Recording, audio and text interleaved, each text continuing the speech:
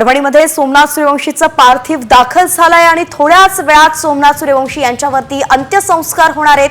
त्याची थेट दृश्य आपण आता साम टीव्हीवरती पाहिली आहेत। सोमनाथ सूर्यवंशी यांच्या मृत्यूवरून आता राज्यभरात तीव्र पडसाद उमटताना दिसतायत।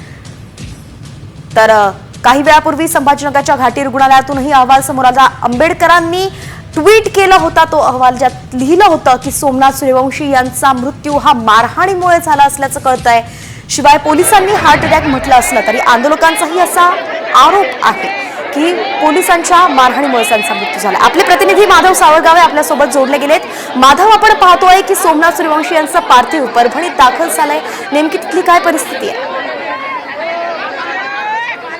संभाजीनगरमध्ये पार्थिव पोस्टमॉर्टमसाठी संभाजीनगरला पाठवण्यात आलेलं होतं। संध्याकाळी आणि सकाळपर्यंत पार्थिवाचे पोस्टमॉर्टम झाल्यानंतर आता परभणीमध्ये दाखल झालेला आहे।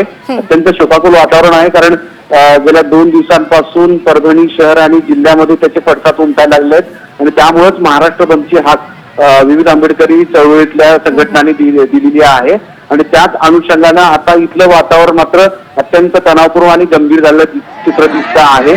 परभणीमध्ये गेल्या 4 दिवसांपासून सगळ्या या घटनेच्या पार्श्वभूमीवर तणावाचं वातावरण होतं आणि विशेष म्हणजे जी मारहाणीमध्ये मृत्यू झाला होता त्या मारहाणीच्या मृत्यूनंतर याला सर्वस्वी जबाबदार पोलीस असल्याचा आरोप संघटनांच्या वतीने करण्यात आला होता। विशेष म्हणजे वेगवेगळ्या पक्षाचे नेते सुद्धा आता हळूहळू परभणीमध्ये दाखल होत आहेत।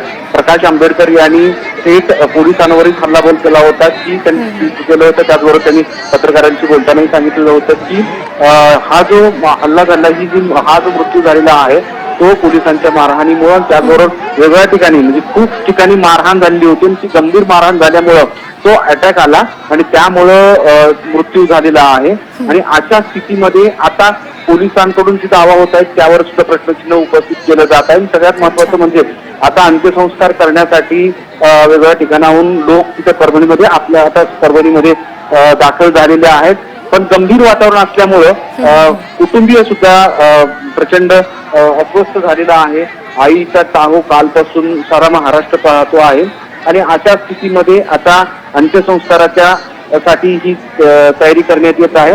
पण बऱ्याच सगळ्या आंबेडकरी जनतेच्या वतीनं पोलिसांना आणि सरकारला एक विनंती केली जाते, मागणी केली जाते की याचे मुख्य मारेकरी कोण आहेत आणि संबंधित जे व्यक्ती असतील अधिकारी असतील। आपण पाहतोय की मोठ्या इथे जमाव एकत्रित झाला आहे आणि नेमकं सूर्यवंशी यांचे खरे मारेकरी कोण याचा तपास व्हावा अशीच आंबेडकरी जनता जी ती मागणी करताय। त्यामुळे याचा तपास कसा होतोय आणि नेमकं काय कारण अखेर समोर येत आहे हे पाहणं महत्वाचं असेल।